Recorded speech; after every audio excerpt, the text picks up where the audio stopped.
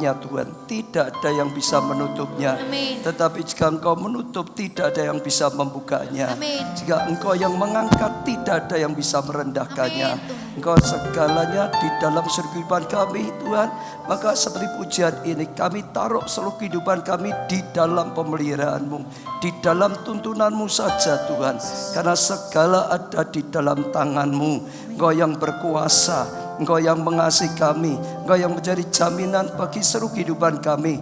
Rancangan-Mu adalah indah bagi setiap kami. Terima kasih Tuhan, kami bersyukur karena karya-Mu yang ajaib bagi setiap kami. Kami memuji Tuhan, kami menyembah Engkau Tuhan. Kami boleh merasakan hadirat-Mu yang nyata di tengah-tengah kami. Bagaikan muka dengan muka Tuhan. Kami boleh bertemu, kami boleh menyembah Engkau Tuhan. Kami boleh mengalami perjumpaan pribadi Tuhan. Bahkan kami boleh menyatu dalam hadirat-Mu. Kami rindu mendengarkan sabda dan firman-Mu. Penuhi hamba-Mu dengan Engkau sendiri Tuhan, dan berkata-katalah melalui hamba-Mu. Kami rindu mendengar petunjuk-Mu, firman-Mu Tuhan. Berbicaralah melalui hamba-Mu dan jamah hati kami. Jadikan hati yang siap ditabur benih firman-Mu. Sungguh-sungguh kami mendengar dan kami mengerti. Kami percaya dan kami lakukan dalam kehidupan kami. Sehingga kami sungguh-sungguh mengalami kebenaran firman-Mu. Hidup dalam tuntunan Tuhan. Hidup dalam rencana Tuhan. Hidup dalam perkenanan Tuhan. Dan hidup dalam kemuliaan-Mu sendiri. Di dalam nama, di atas segala nama, nama-Mu Tuhan Yesus Kristus. Kami panjatkan doa kami, dan Roh Kudus kami serahkan dalam karya-Mu sendiri. Terima kasih Tuhan. Amin. Beri tepuk tangan yang meriah. Teriakan haleluya. Haleluya. Haleluya. Haleluya. Haleluya. Beri salam kanan kiri saudara, katakan Tuhan kita dahsyat dan Tuhan kita luar biasa. Ya, bersyukur pada Tuhan. Terima kasih pelayan praise and worship, karena pelayanannya kita sudah diberkati saudara.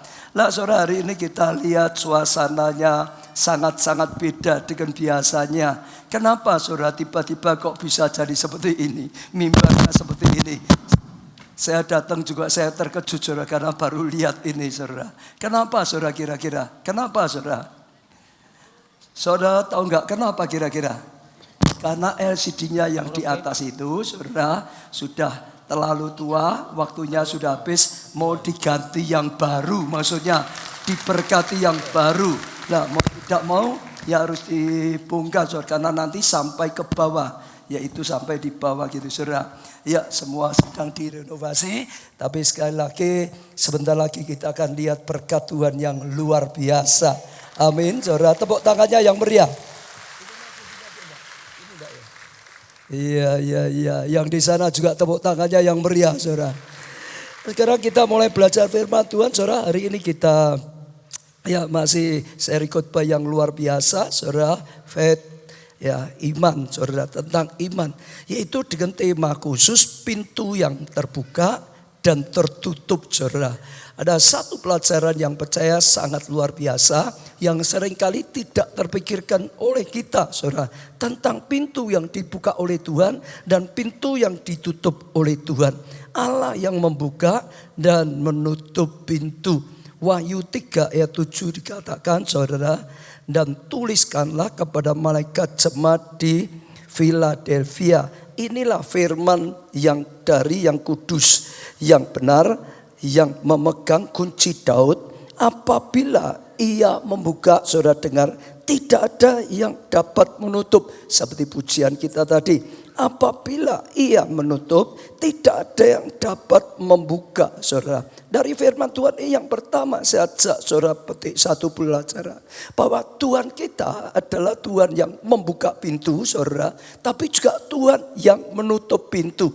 Banyak kali kita anak-anak Tuhan hanya berpikir, hanya berharap Tuhan buka pintu, Tuhan buka pintu, Tuhan buka pintu, Tuhan buka pintu.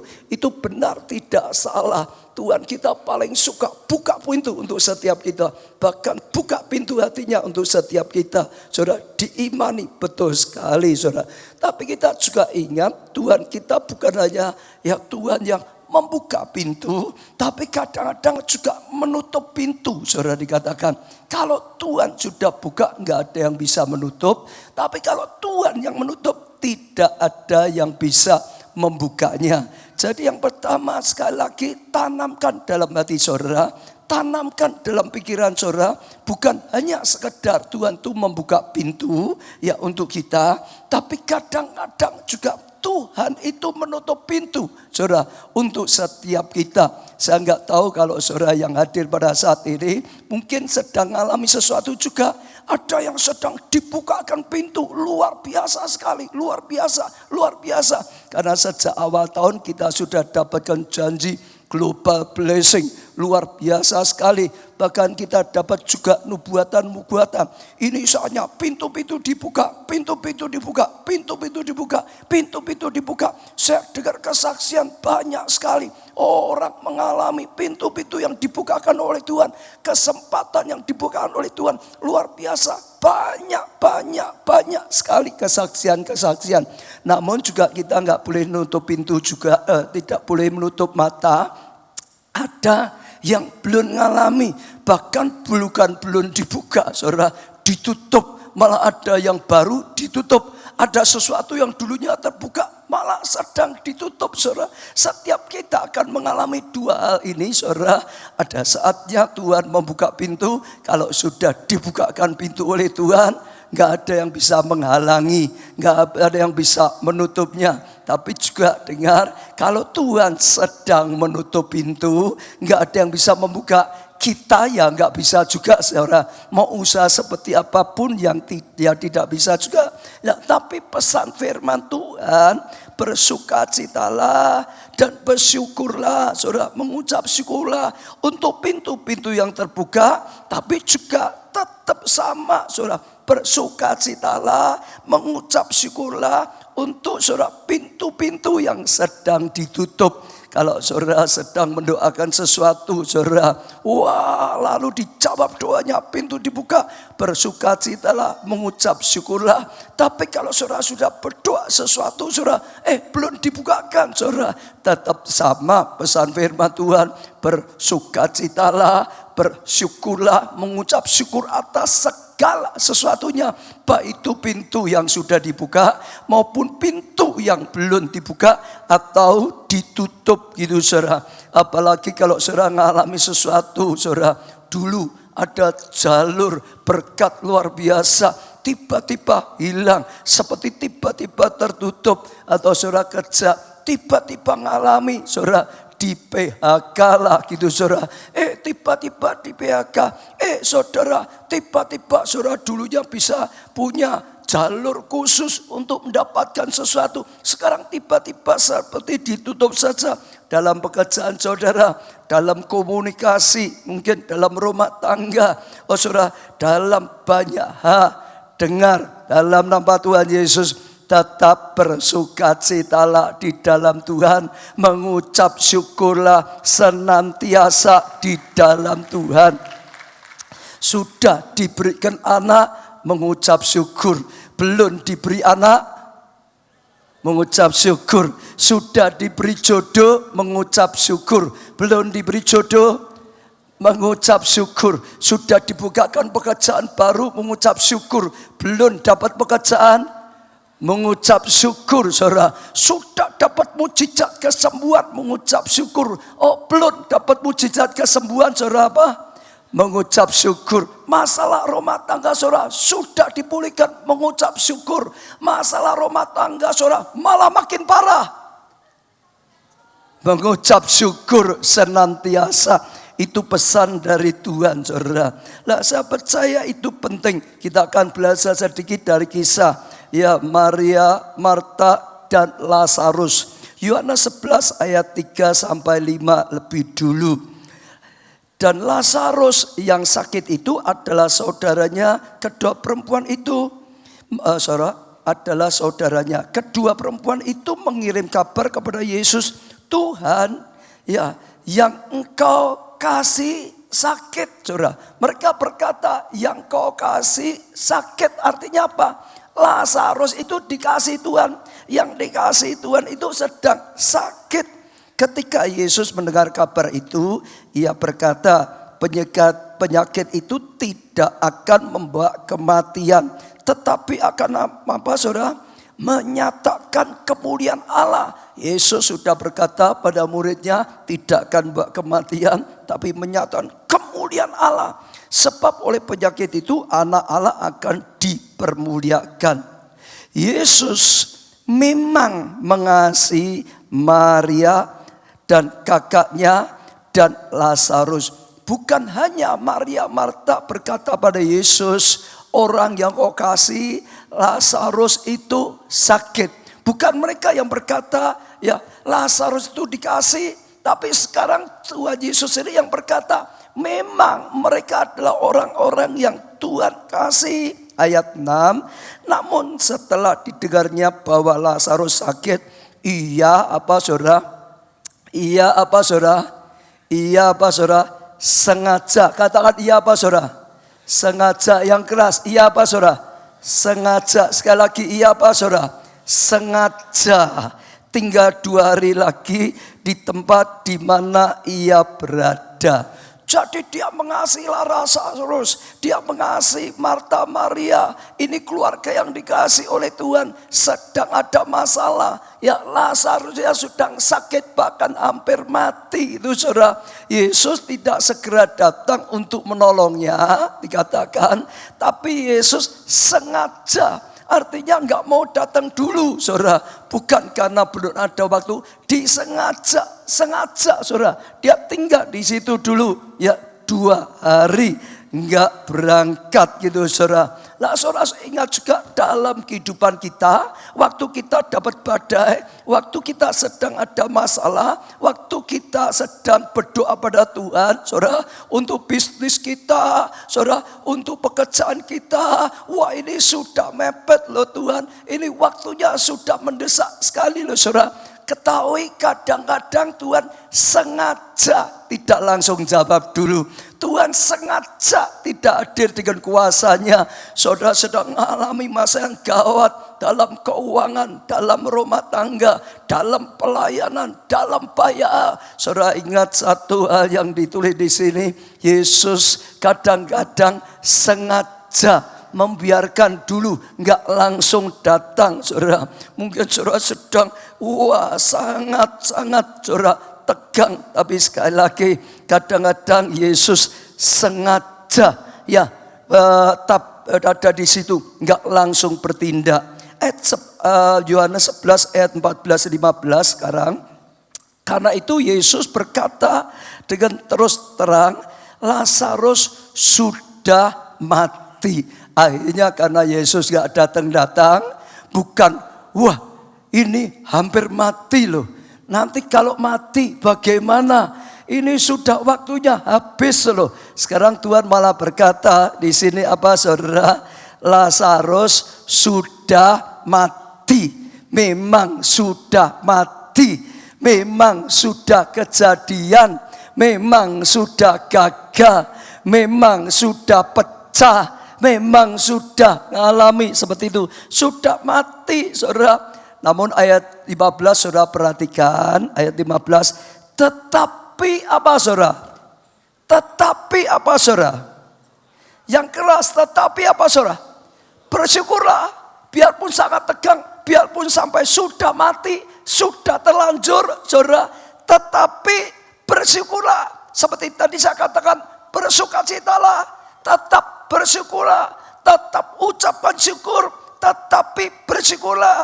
Aku tidak hadir pada waktu itu, malah bersyukur saudara. Karena Tuhan Yesus belum hadir, tidak hadir pada saat itu. Saat gawat pun belum ada. Oh uluran tangan Tuhan, pertolongan Tuhan. Oh bersyukur karena tidak hadir. Supaya kamu dapat belajar percaya. Artinya Tuhan sudah punya rencana sendiri. Iya saudara, marilah kita pergi sekarang kepadanya. Sudah terlanjur, sudah mati, malah Tuhan baru mau berangkat. Itu belum sampai di sana saudara. Itu baru berkata doa muridnya, bersyukur aku tidak langsung berangkat. Dulu belum mati, dulu hampir mati, dulu baru sakit keras, aku bersyukur gak datang. Nah sekarang sudah mati, sekarang sudah terlanjur, sekarang seolah-olah sudah tidak ada harapan lagi, sudah kelewat gitu saudara. Baru ayo berangkat ke sana saudara. Kadang-kadang Tuhan melakukan sesuatu yang tidak bisa kita mengerti saudara. Iya, dikatakan di sini supaya kita bisa belajar sesuatu saudara. Ini harus kita praktekkan dalam kehidupan kita, saudara. Harus kita aplikasikan dalam kehidupan kita. Bagaimana kalau kita mengalami pergumulan-pergumulan seperti ini?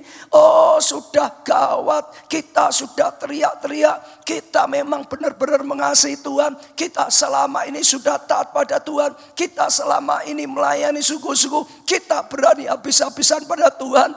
Oh kok Tuhan enggak nengok loh. Kok Tuhan enggak ulurkan tangan loh. Kok Tuhan enggak dengar doa loh. Kok Tuhan enggak campur tangan loh. Kok sampai seperti ini saudara. Tapi malah Tuhan berkata mengucap syukur. Iya, karena sekarang dikatakan Lazarus sudah mati, malah berangkat saudara. Nah bagaimana kalau kita yang alami seperti ini? Jangan sampai kita tidak ngerti rencana Tuhan. Jangan sampai karena kita tidak tahu saudara.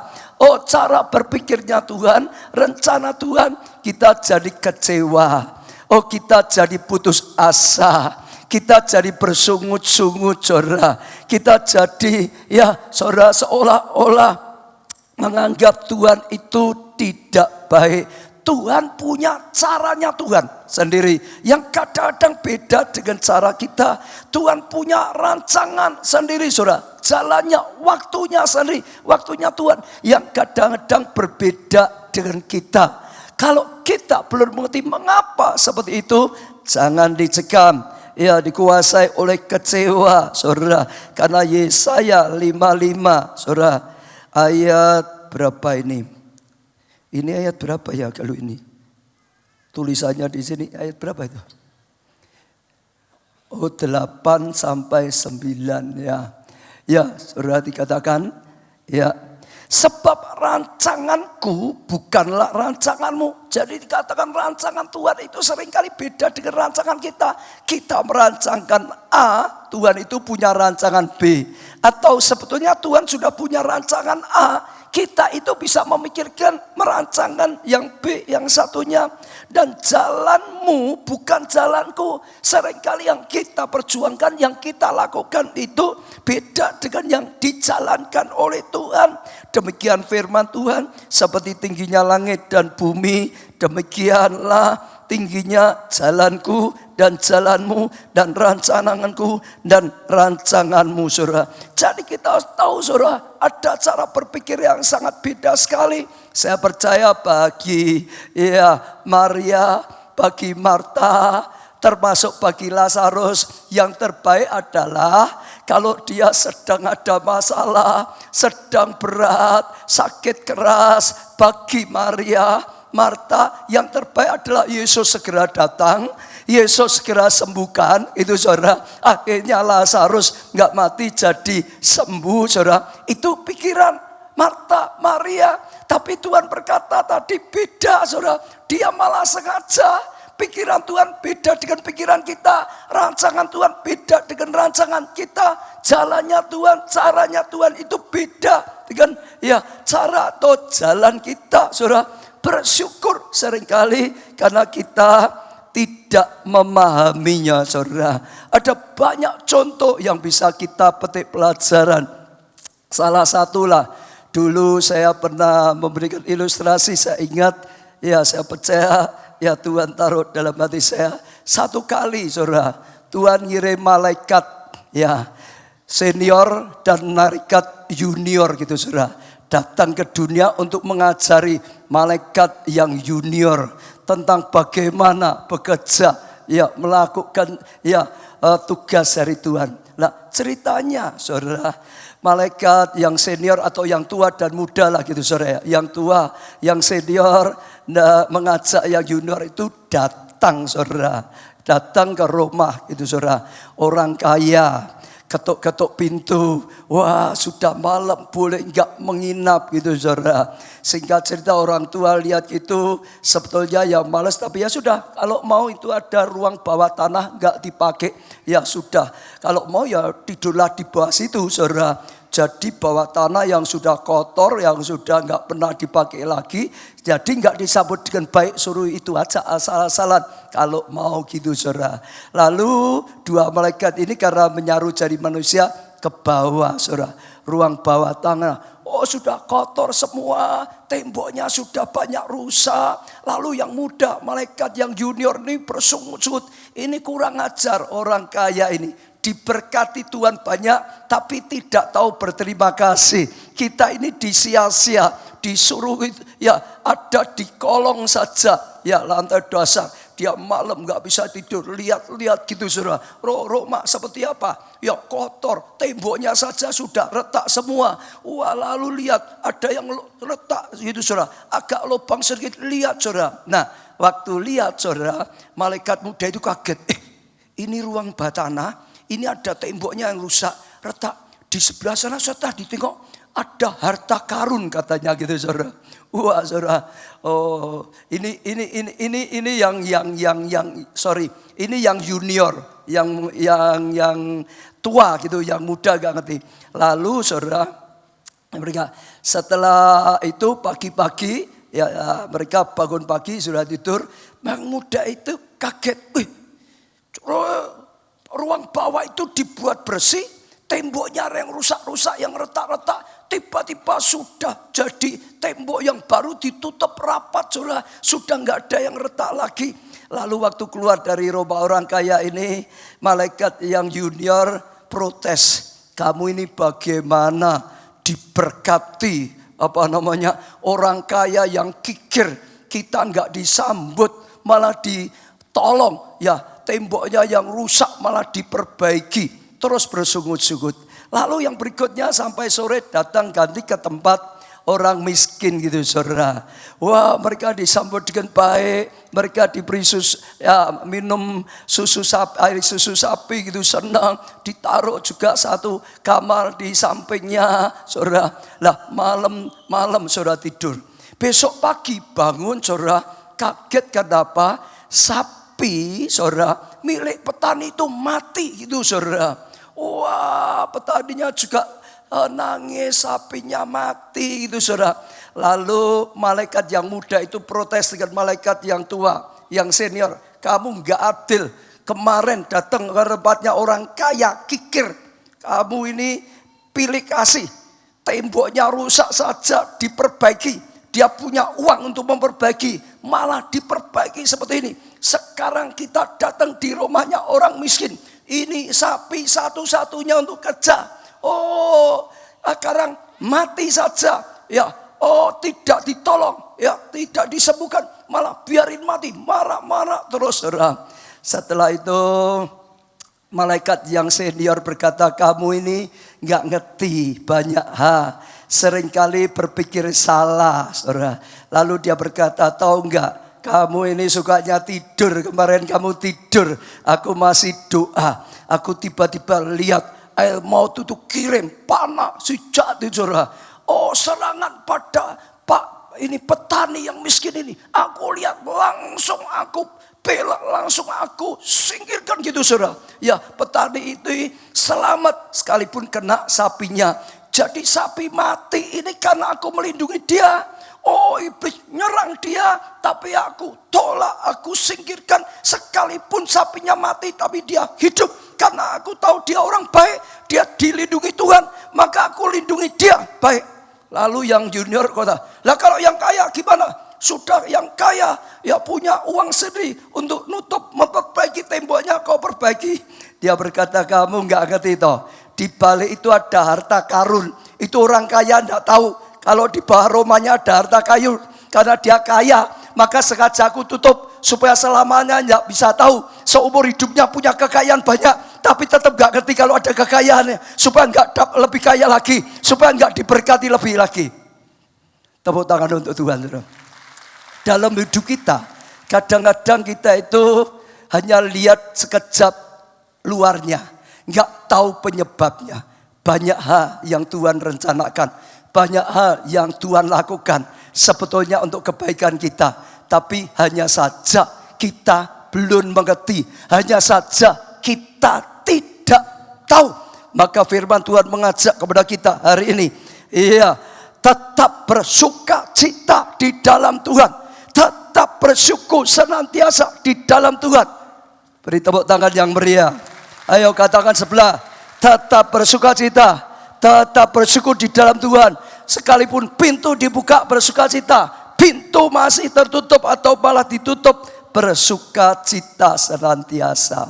Amin. Amin. Masih ada yang loyo dalam nama Tuhan Yesus, saudara. Bangkit, saudara. Tadi lagu itu juga berkata, ya Tuhan itu Tuhan yang memelihara, Tuhan itu Tuhan yang baik. Lah sekarang ingin belajar beberapa hal, mengapa kadang-kadang Tuhan sampai menutup pintu, saudara. Ya, saya percaya ini penting sekali supaya kita dibukakan. Yang pertama, Tuhan mau memberikan berkat yang lebih besar. Saya ulangi, karena Tuhan ingin memberikan berkat yang lebih besar. Mungkin yang bagi Tuhan, yang kita minta, yang kita perjuangkan itu terlalu kecil. Karena kasihnya begitu besar kepada setiap kita. Dia rindu memberikan yang besar kepada setiap kita. Apalagi bagi orang yang sungguh-sungguh cinta Tuhan. Bagi orang yang sungguh-sungguh mengasihi Tuhan. Dia ingin memberikan yang besar. Karena yang kita pikirkan, yang kita perjuangkan, yang kita doakan, yang kita usahakan bagi Tuhan terlalu kecil. Maka ditutup, saudara. Tuhan akan buka yang lebih besar. Tepuk tangannya yang meriah, saudara. Katakan amin gitu, saudara. Lah, saudara, saya bacakan kelanjutannya tadi, saudara.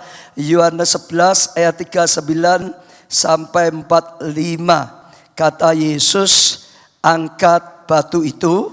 Marta, saudara orang yang meninggal itu, berkata kepadanya, Tuhan, ia sudah berbau. Sebab sudah berapa lama, saudara? 4 hari. Ya, sudah berapa lama? 4 hari ia mati. Jawab Yesus, bukankah sudah kukatakan padamu, jikalau engkau percaya, engkau akan melihat apa?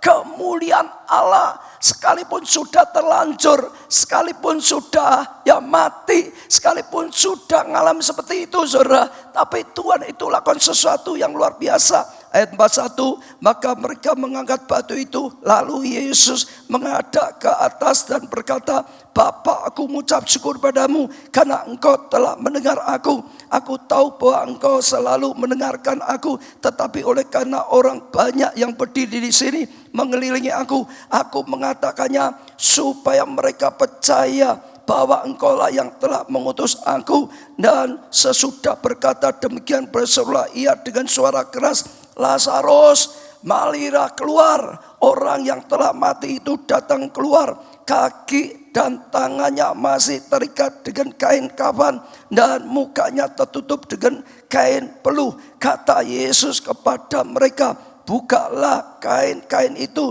dan biarkan ia pergi. Ayat 45 sudah perhatikan, banyak, kata-kata banyak. Banyak di antara orang-orang Yahudi yang datang melawat Maria dan yang menyaksikan sendiri apa yang telah diperbuat Yesus, percaya kepadanya, percaya kepada Yesus. Saudara, perhatikan kenapa Tuhan itu menunda kedatangannya. Bahkan sampai Lazarus mati dianggap sudah terlambat, saudara, baru Tuhan datang. Karena Tuhan punya pemikiran sendiri, karena Tuhan punya cara sendiri. Setelah sampai di situ, singkat ceritalah, Tuhan Yesus mulai membangkitkan Lazarus dari kematian.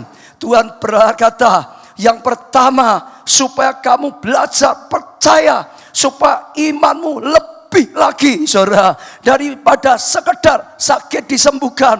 Oh, bahkan bukan hanya itu saja, supaya bukan hanya keluarga Marta, Maria, Lazarus saja yang percaya diselamatkan. Tapi lebih banyak orang yang percaya, lebih banyak orang diselamatkan, lebih banyak orang dapat kasih karunia, lebih banyak orang dapat anugerah, lebih banyak.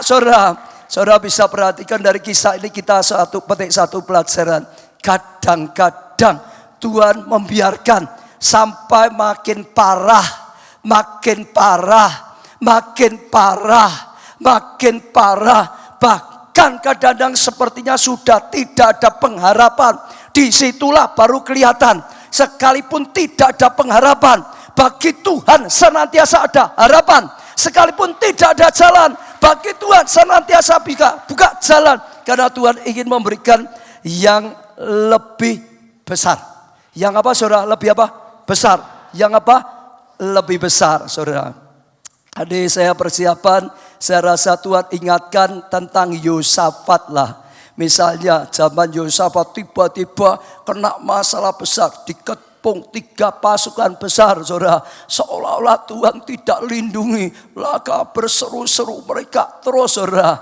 Ya bahkan sampai gawat itu saudara. Tapi sekali lagi, sekalipun dibiarkan masalah besar, akhirnya kalau saudara baca terus, mereka justru akhirnya dapat jaran yang besar. Mereka enggak bertempur, dapat jaran besar. Lalu tempat itu disebut lembah pujian. Malah mendatangkan kepujian, mendatangkan sukacita yang besar. Amin saudara. Dan itu satu yang luar biasa dalam hidup kita. Saya ngalami saudara, Dulu saya pengusaha, saudara sudah dengar. Lalu saya dipanggil oleh Tuhan jadi hamba Tuhan. Ya, lalu melalui pergumulan yang berat, singkat cerita, akhirnya saya tinggalkan profesi saya sebagai pengusaha. Saya jadi gembala sidang, mengembalakan keluarga Allah. Saya sudah doa dengan Tuhan, berkati perusahaan saya. Saya ya jadi hamba Tuhan. Tuhan berkati terus saudara, berapa tahun. Tapi satu hari Tuhan sempat izinkan habis gitu saudara. Bagi banyak orang, bagi saya, lo gimana? Katanya layani Tuhan engkau diberkati.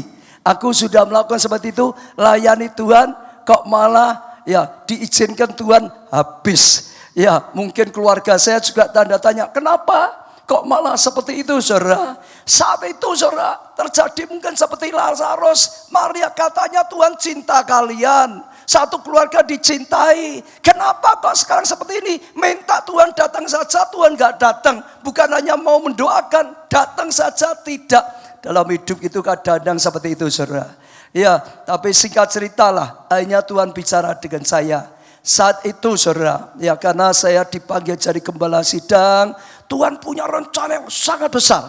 Dan saat itu saya sering mengandalkan saudara, ya perusahaan saya. Kalau gereja kurang dana, saya enggak mikir cari Tuhan, tapi mikir cari di perusahaan saya. Kekuatan keuangan saya di perusahaan saya. Jadi saudara akhirnya seolah-olah perusahaan saya itu sumber untuk kemajuan gereja ini. Tuhan berkata, Tuhan izinkan itu karena Tuhan akan ganti berkat yang tidak terbatas. Tidak dibatasi dengan modal perusahaan saya. Tidak dibatasi dengan kemampuan perusahaan saya.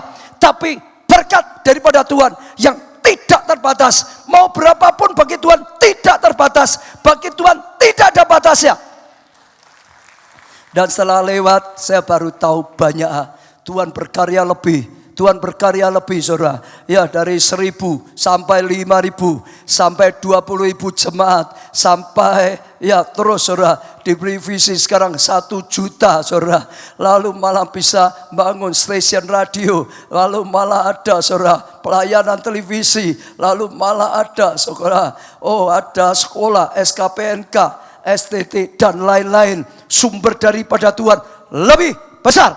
Karena Tuhan ingin memberi yang lebih besar, saudara. Amin. Amin. Katakan sebelah, jangan takut. Tuhan ingin memberi yang lebih hebat, lebih besar, lebih dahsyat, lebih luar biasa. Amin. Kalau ada yang sedang doa untuk pacar, tiba-tiba pedot gitu gimana saudara? diputus itu gimana saudara? Ya, dulu saya suka ngomong, oh mau memberi yang lebih baik, tapi belakangan saya rasa Tuhan kan jangan ngomong gitu. Nanti yang putus itu gak seneng loh, berarti dia jelek. Oh mau diberi pasangan yang lebih cocok dengan kamu. Baik belum tentu cocok loh saudara, betul gak saudara? Yang lebih cocok, kalau lebih cocok pasti lebih jadi berkat. Amin. Amin saudara. Apapun saudara tanggap. Ya Tuhan itu mengasihi kita. Dia ingin memberi yang lebih baik. Pekerjaan yang lebih baik saudara. Pelayanan yang lebih baik saudara. Kasih karunia yang lebih baik. Dan saudara akan melihat anugerah Tuhan dinyatakan secara luar biasa. Tepuk tangan sekali lagi saudara. Yang kedua saudara. Ya karena Tuhan ya menunggu timing waktu yang tepat. Ya, pengkhotbah saudara masih ingat segala sesuatu ada waktunya, saudara. Kalau pas waktunya itu indah, saudara. Lah Tuhan itu tahu waktu yang sangat tepat. Saudara perhatikan, Daud waktu diurapi oleh Tuhan jadi raja, umurnya baru 15, saudara. Lah kalau umur 15 jadi raja kira-kira gimana, saudara? Belum siap saudara, ya nanti nggak bisa mengejakkannya dengan baik, betul nggak saudara? Apalagi kalau Saul juga masih jadi raja, dia setelah diurapi langsung saudara, ya tiba-tiba buka jalan, dia sungguh-sungguh jadi raja, itu bisa jadi pertempuran besar saudara. Tuhan punya waktunya Tuhan, ya setelah dia umur 30, bahkan setelah Saul itu sudah mati saudara. Tuhan punya waktunya. Segala sesuatu akan indah pada waktunya. Kalau belum waktunya, saudara, seringkali kita akan bisa salah langkah. Seringkali kita bisa salah jalan. Seringkali tidak akan mendatangkan kebaikan. Seringkali malah hal-hal yang tidak baik, saudara. Kalau waktunya, maka Tuhan akan lakukan hal yang luar biasa. Saudara, ya kita bisa belajar cara Allah menciptakan dunia. Ya, hari pertama, hari kedua, hari ketiga, sampai berapa hari saudara? Sampai berapa hari saudara? Manusia itu paling dikasih oleh Tuhan ya saudara ya. Diciptakan paling akhir atau paling depan? Paling akhir atau paling depan? Loh harusnya yang dicintai didahulukan atau dikerekke? Harusnya yang dikasih itu didahulukan, begitu doa cepat dikasih atau malah belakangan dikasihnya? Halo, saudara ingin didahulukan atau belakangan? Adam dan Hawa itu diciptakan malah yang terakhir. Kenapa? Justru karena Tuhan mengasihi. Tuhan itu perlu punya waktunya Tuhan. Kalau pertama yang diciptakan manusia, bumi masih gelap gulita. Nggak bisa lihat apa-apa. Betul saudara? Semua air semua saudara. Oh masih kacau balau. Belum ada makanan, belum ada pohon. Belum ada binatang, belum ada apa-apa. Kelaparan. Tuhan punya waktunya Tuhan. Oh ciptakan terang. Darat dan bumi dipisah. Buat indah dulu. Ciptakan tumbuh-tumbuhan. Ciptakan binatang di darat. Ciptakan binatang di air. Di udara. Semua sudah beres, baru manusia. Betul saudara? Artinya kalau doa saudara belum dijawab, pintunya masih ditutup karena persiapannya belum rampung. Nunggu waktunya rampung, dibukakan sudah lengkap. Sudah luar biasa. Pegang dada saudara. Oh Tuhan masih mempersiapkan supaya lebih baik dulu. Nanti setelah lebih baik jadi baru dibukakan gitu saudara. Itu betul saudara. Itu cara Tuhan. Itu caranya Tuhan. Saya itu kemarin tertawa saudara. Saya baru pulang melayani di Australia saudara. Saya sedang khotbah tentang panggilan Tuhan. Ada seorang merasa Tuhan bicara. Dapat rema. Dia mau serahkan seluruh hidupnya untuk Tuhan. Melayani. Ini kairos untuk bangsa Indonesia. Ini saatnya Tuhan mau berkarya luar biasa. Dia terima panggilan Tuhan. Dia terima tantangan Tuhan. Memang dulu dia sudah pernah saudara. Tapi luntur itu saudara. Komitmennya luntur. Hari itu nangis, serahkan, bangkit. terima tantangan, terima saudara panggilan Tuhan segenap hidupnya. Itu setelah sesi, lalu waktu jam istirahat, buka HP, dapat SMS, pacarnya berkata, sorry ya ko, putus ya ko. Ini benar-benar terjadi saudara, baru saja. Nangis ya saudara di kamar, nangis dengan ya KKS yang kayak didoakan. Jadi baru saja nyerahkan itu ada terjadi seperti itu saudara. Tapi sekali lagi Tuhan tahu bahwa saya terus konseling dengan saya banyak. Ya menurut saya mungkin kamu disuruh komitmen dulu. Dulu karena kamu mau serahkan hidup pada Tuhan, dapat pacar, lupa janjinya dengan Tuhan. Ingat janji pacar, sekarang supaya bisa ingat janjinya Tuhan. Tuhan dulu, kamu akan diberi pacar yang paling cocok untuk kamu. Yang paling datangkan berkat untuk kamu. Amin. Eri ada di sini, Eri sedang mengalami. Tapi bersyukur, waktu saya cerita dengan istri saya, dia istrinya keguguran ya, tidak apa-apa ya cerita ya semua sudah. Oh lahir meninggal, sama, karena saya ngalami sama. Bu Baca tiba-tiba ngomong, kok sama ya? Dulu waktu istri saya mengandung anak yang pertama, 6 bulan juga, lahir meninggal. Kita juga heran, saya cinta Tuhan, saya sungguh-sungguh dengan Tuhan, kok diizinkan seperti itu? Ya, itu pergumulan saya. Saudara mungkin pernah ada yang dengar. Lalu dokter berkata pada kita pada saat itu. Ya, diusahakan jangan terlalu lama tidak punya anak. Malah diusahakan secepat mungkin bisa punya anak lagi. Biasanya kalau terus gak mau, ya berapa tahun jadi sulit. Supaya berusaha cepat bisa mengandung lagi. Dokter nyarankan itu. Itu menggerakkan saya dan istri saya bernasar kepada Tuhan. Tuhan, beri kami anak. Anak ini nanti milikmu Tuhan. Tuhan, beri kami anak. Anak ini nanti milikmu Tuhan. Dan Tuhan dengar. Sekarang Tuhan buka jalan. Tuhan berkati. Lahirlah Pak Jonathan. Anak hasil bernata. Diberi yang terbaik. Tak doano. Diberi yang kedua. Dipakai Tuhan luar biasa. Bernasaro seperti kita. Itu sungguhan saudara. Bukan basa-basi. Tuhan itu turut bekerja. Dia punya rencananya sendiri. Dia punya karyanya sendiri. Yang akan mendatangkan hal yang luar biasa. Lalu yang ketiga. Karena kita bersikuku di jalur yang salah. Kadang-kadang juga bisa saudara. Kita sedang berjuang. Kita sedang melangkah ke langkah yang salah. Sehingga akhirnya ditutup oleh Tuhan. Supaya kita tidak masuk ke tempat yang salah. Yang membawa penderitaan. Supaya tidak hancur. Karena Tuhan mengasihi kita. Nah saudara bisa belajar dari Yunus. Ya dia maunya ke Tarsis. Padahal Tuhan maunya ke Ninawe. Tuhan perintahkan dia pergi ke Ninawe. Beritakan kabar pertobatan. Beritakan kabar keselamatan. Aku akan pakai engkau luar biasa. Aku mengasihi mereka. Tapi dia jalannya beda dengan apa yang Tuhan perintahkan saudara. Dia jalan ke Tarsis saudara. Maka jalannya tertutup. Ada badai. Dia nggak bisa melanjutkan. Kapal karam. Karena apa?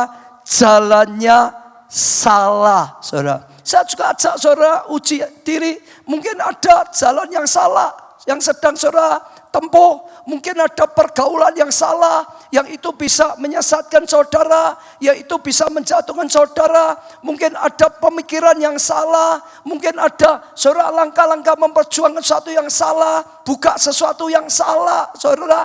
Dan Tuhan izinkan ya pintu ditutup. Bahkan pintu berkat ditutup. Pintu kesempatan ditutup. Dalam nama Tuhan Yesus. Karena jalannya salah. Karena langkahnya salah, saudara.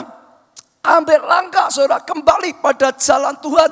Seperti yang dialami oleh Yunus, saudara. Ya, akhirnya jalan dibuka kembali.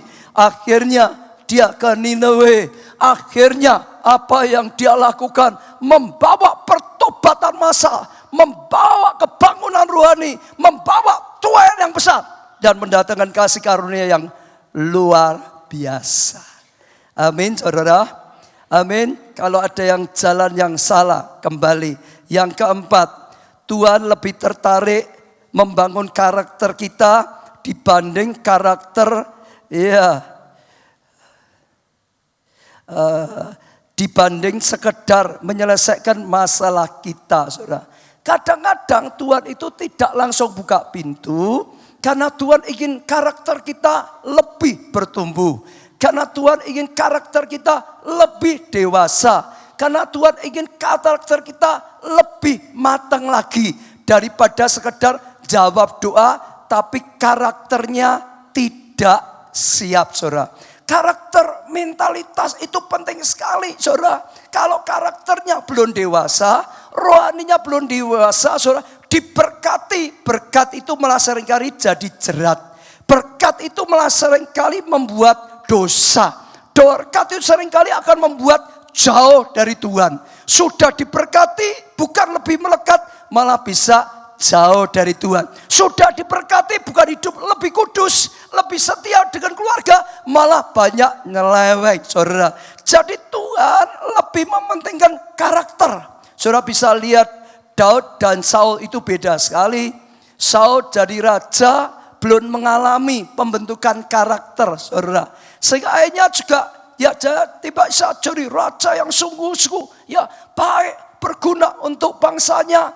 Yang taat kepada Tuhan, nggak bisa. Tapi Daud dibangun karakternya melalui proses tadi, saudara, 15 tahun, saudara, dibentuk karakternya. Waktu dia jadi raja dengan karakter yang lebih baik, saudara, bisa jadi berkat bagi bangsanya, bahkan bisa jadi berkat di hatinya Tuhan. Dia bisa tetap cinta Tuhan, diberkati tetap cinta Tuhan, diberkati tetap setia pada Tuhan, diberkati tetap taat pada Tuhan, makin diberkati makin cinta Tuhan, makin diberkati makin setia pada Tuhan, makin diberkati makin melekat Daud itu pada Tuhan.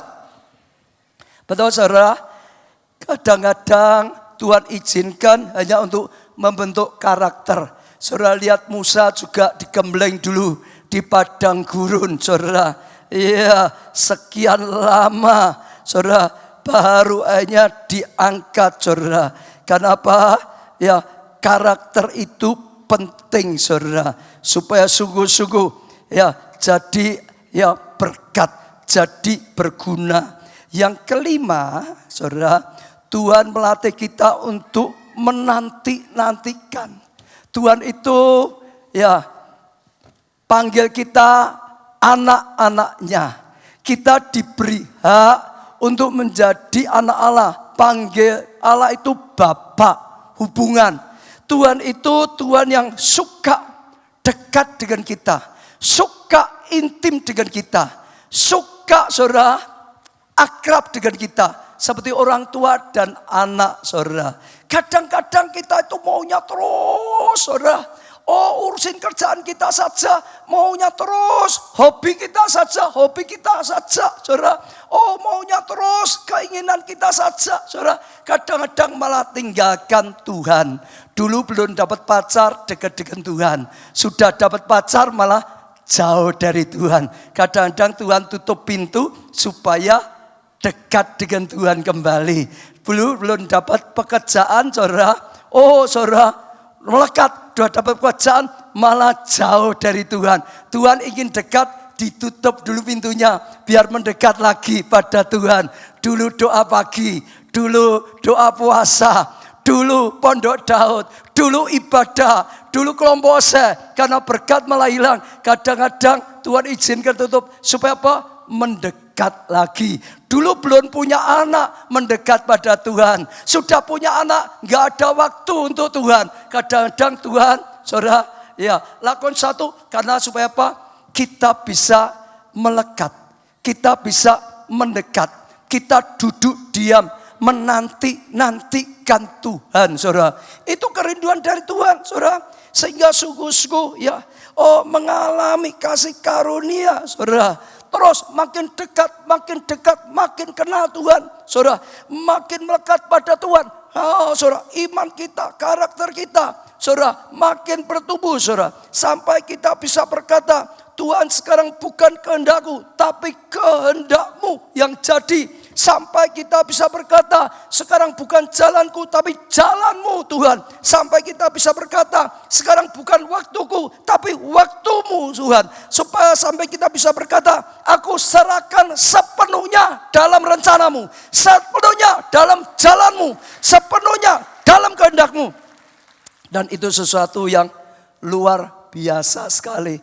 Dan waktu kita mulai melekat lagi pada Tuhan, kita akan lihat kemuliaan. Kita akan lihat pintu-pintu dibuka. Dan itu sesuatu yang luar biasa. Tepuk tangan untuk Tuhan, saudara.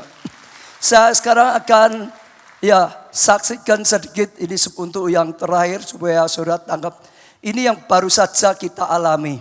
Saudara sudah dengar, belakangan Tuhan berkata, saya harus belajar menjadi seperti anjing yang menantikan tuannya dengan setia. Saudara sudah dengar berulang-ulang Tuhan katakan seperti itu. Lalu Tuhan ingatkan juga, pelajari arti namamu. Nama saya Obaja Tanto Setiawan. Artinya apa? Obaja itu apa? Hamba Tuhan. Saya harus belajar jadi hamba, bukan bos. Bukan hanya pimpinan, hamba. Di hadapan Tuhan harus ingat, hamba kacung. Tanto itu apa? Masuk lupa loh saudara. Namanya pendetanya jangan lupa terus saudara. Tanto itu apa saudara? Itu bahasa Jawa katanya. Tantio, artinya menunggu. Hamba Tuhan yang menunggui tuannya. Menunggu Tuhan, duduk di bawah kaki Tuhan. Setiawan apa? Bukan setia loh saudara, setiawan jangan salah loh. Ya toh, di kamus kan bukan setia. Setiawan itu sangat setia. Jadi saya jadi hamba yang duduk di bawah kaki Tuhan dengan sangat setia. Saya katakan bukan saya sudah katakan semua jemaat, semua pelayan Tuhan harus menjadi hamba yang menanti-nantikan Tuhan dengan sangat setia. Dengan sangat setia. Dengan sangat setia. Saudara perhatikan, waktu saudara lakukan, Tuhan buka pintu-pintu. Saya saksikan sesuatu yang luar biasa. Sangat-sangat luar biasa. Yang saya waktu dengar saja tersungkur nangis saudara. Ya tahu saudara, setahu saya belum cerita. Ya di staf gembala pun mungkin sudah belum ya Pak Tik saya loh. Tapi intinya begini saudara. Saudara sudah dengar ya sejak dulu 2 tahun yang lalu waktu kita sedang Holy Land Tour ya. 4 tahun yang lalu ada orang kulit putih, kulit coklat, kulit hitam. Lalu tahun yang lalu ya orang di tanah perjanjian datang minta dibaptis. Itu satu yang luar biasa, langka. Saya ketemu dengan teman saya seorang pendeta, dia dengar kesaksian, dia kaget. Masa Pak? Saya dulu sekolah, teman saya ada orang Yahudi. Dia berkata jangan berharap ada mereka bisa jadi pengikut Kristus. Ada satu saja di keluarganya akan diadakan upacara kematian. Dianggap anak ini mati, sudah hilang, enggak ada lagi. Jadi sangat langka, sangat jarang, sangat sulit. Kok bisa? Tapi saudara, Tuhan yang buka jalan. Saudara masih ingat kegerakan Allah. Ya, saya sudah dapatkan berapa tahun.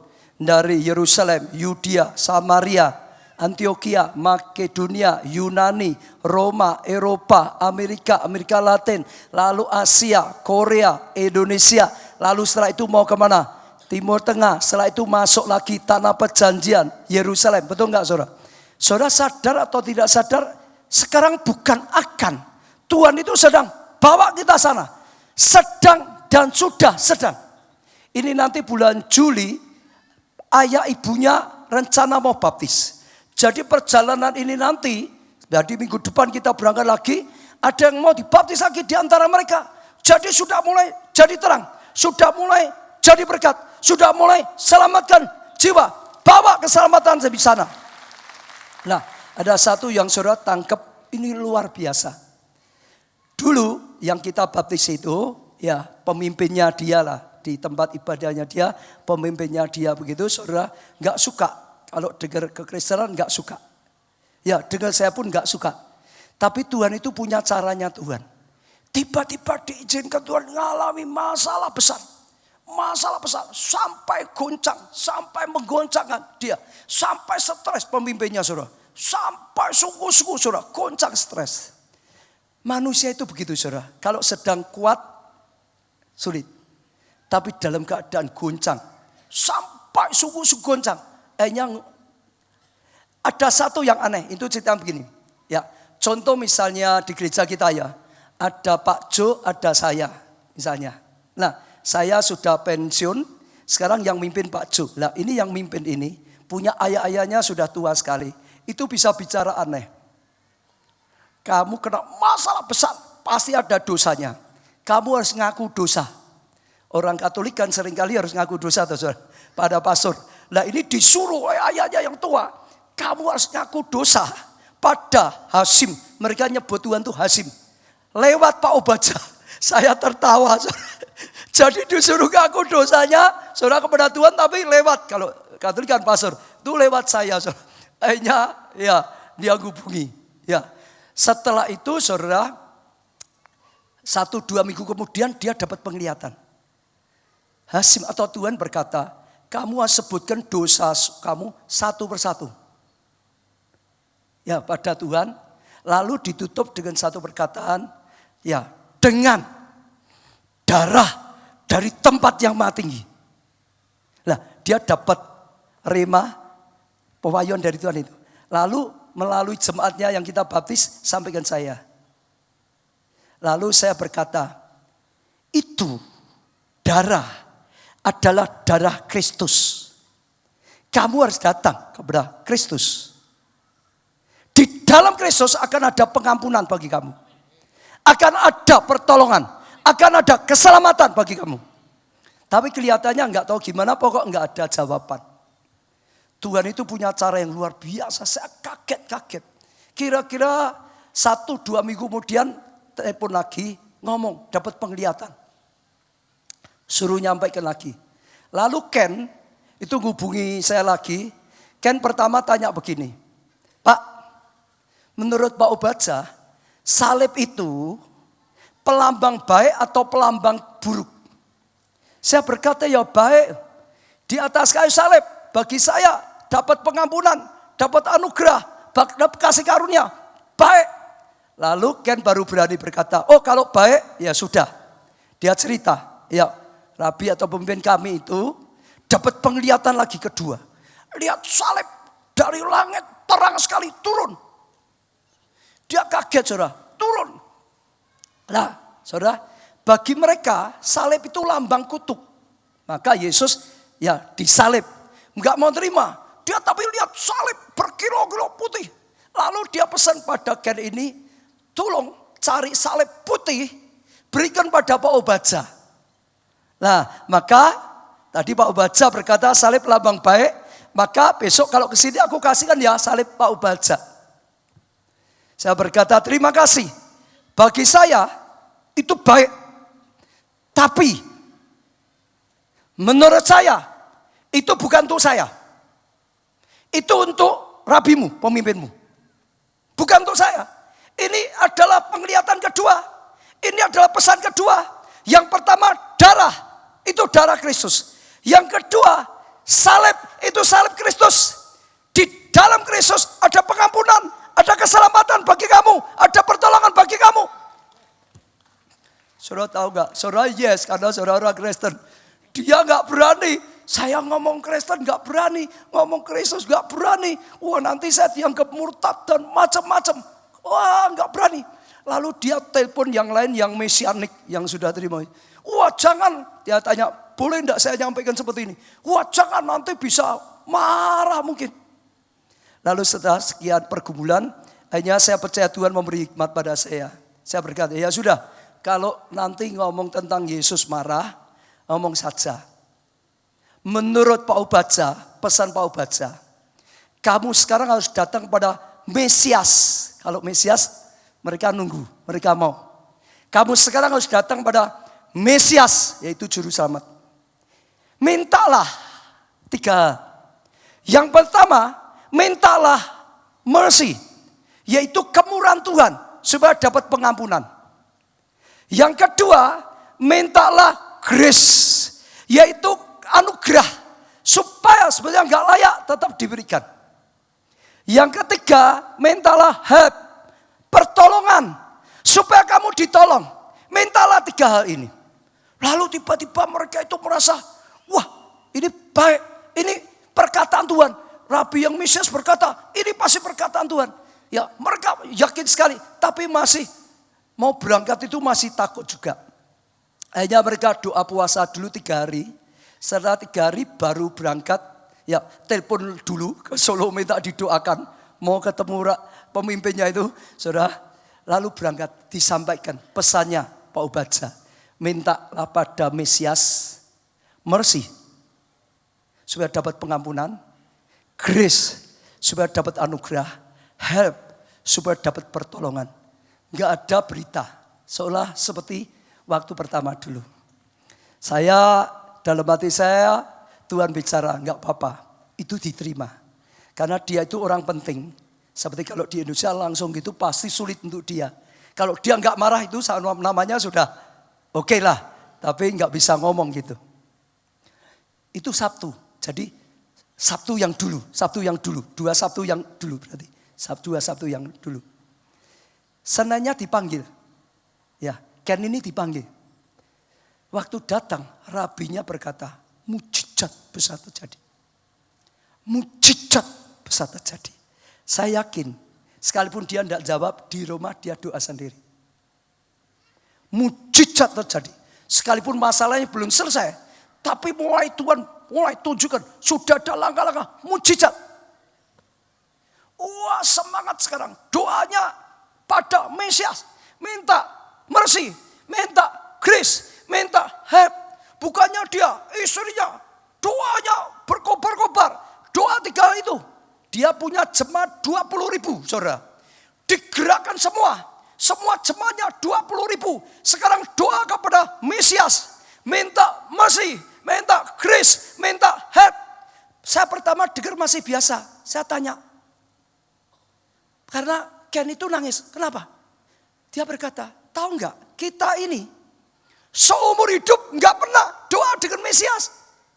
Kalau kita doa ya kepada Tuhan. Hasim. Mesias itu apa kita enggak tahu. Belum ada. Mereka baru nunggu kelak akan ada Mesias. Jadi enggak tahu minta pada siapa. Baru kali ini, karena kita diingatkan seperti itu, kita mulai berdoa pada Mesias. Lalu mereka percaya ini dari Tuhan. Kita terus putar-putar dengan Taurat.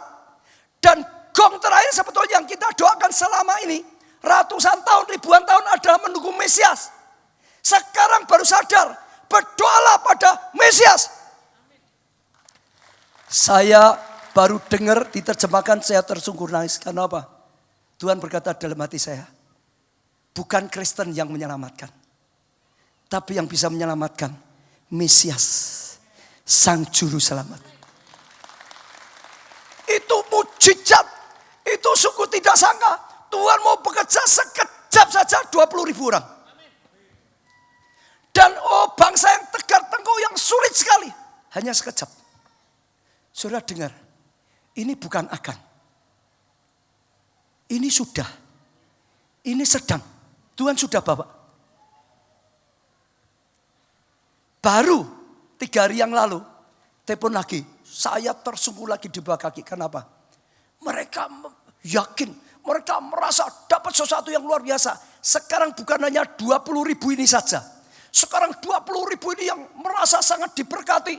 Kau cerita dengan keluarganya, dengan orang tuanya, dengan keluarganya, dengan anak-anaknya. Jadi merembet ke keluarga besar mereka masing-masing. Jadi makin banyak, dan makin banyak.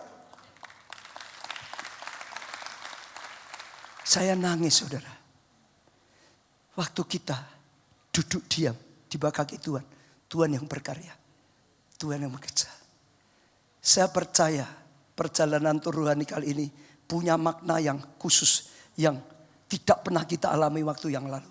Saya lalu telepon dengan travelnya. Saya besok minggu mau ngomong dengan jemaat. Kalau ada yang rindu sekali, aku minta diusahakan. Kalau bisa diusahakan. Karena aku percaya ada yang luar biasa yang sedang Tuhan lakukan. Betul, saudara. Kalau saudara ada yang merasa saudara Tuhan bicara. Kalau secara biasa enggak usah. Tapi kalau lagi saudara yang mau berangkat. Saya percaya ada satu hal yang sangat besar. Ini bukan main-main. Ini Tuhan sedang melakukan hal yang dahsyat. Luar biasa. Ya, jadi itu sesuatu yang luar biasa. Lalu waktu berangkat ini nanti juga saya akan bawa lagi bagi saudara yang mau nabur di tanah perjanjian seperti waktu yang lalu. Nanti enggak tahu caranya, pokok ada kotak saja yang rindu boleh, saudara. Ya, tapi kembali pada firman Tuhan. Saudara dengar. Tuhan bisa menutup, Tuhan bisa membuka. Kalau menutup pun bersuka cita. Kalau Tuhan sudah buka, saudara lihat, enggak ada yang bisa menutup. Ini bukan pekerjaan manusia. Allah sedang bekerja. Allah sedang melakukan hal yang dahsyat. Allah akan melakukan hal yang luar biasa sekali. Ya, saya tidak perpanjangkan firman Tuhan. Kita akan lakukan perjamuan kudus saja. Segera dibawa maju ke depan. Enggak tahu tempatnya di mana.